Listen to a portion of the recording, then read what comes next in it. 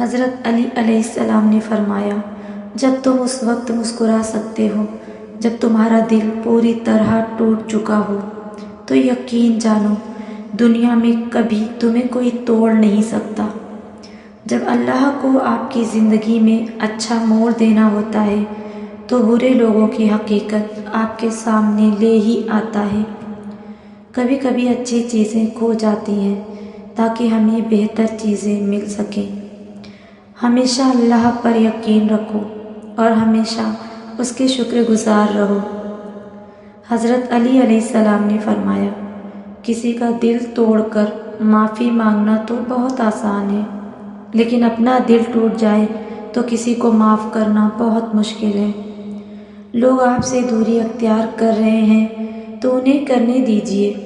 لوگ، قسمت، وقت اور زندگی کی ڈور کسی کی محتاج نہیں ہوتے۔ آپ کو پتہ ہے انسان سب سے سستا محبت کے نام پر بکتا ہے اور سب سے مہنگی انسان کو محبت ہی پڑتی ہے۔ حضرت علی علیہ السلام نے فرمایا، انسان کے جسم کا سب سے خوبصورت حصہ دل ہے۔ اگر یہی صاف نہ ہو تو انسان کا چمکتا ہوا چہرہ کسی کام کا نہیں۔ جہاں لگے کہ اہمیت کم ہو رہی ہے وہاں جانا کم کر دو، پھر چاہے وہ کسی کا گھر ہو یا کسی کا دل۔ حضرت علی علیہ السلام نے فرمایا، جب کسی کو کسی سے رشتہ ختم کرنا ہو تو سب سے پہلے وہ اپنی زبان کی مٹھاس ختم کرتا ہے۔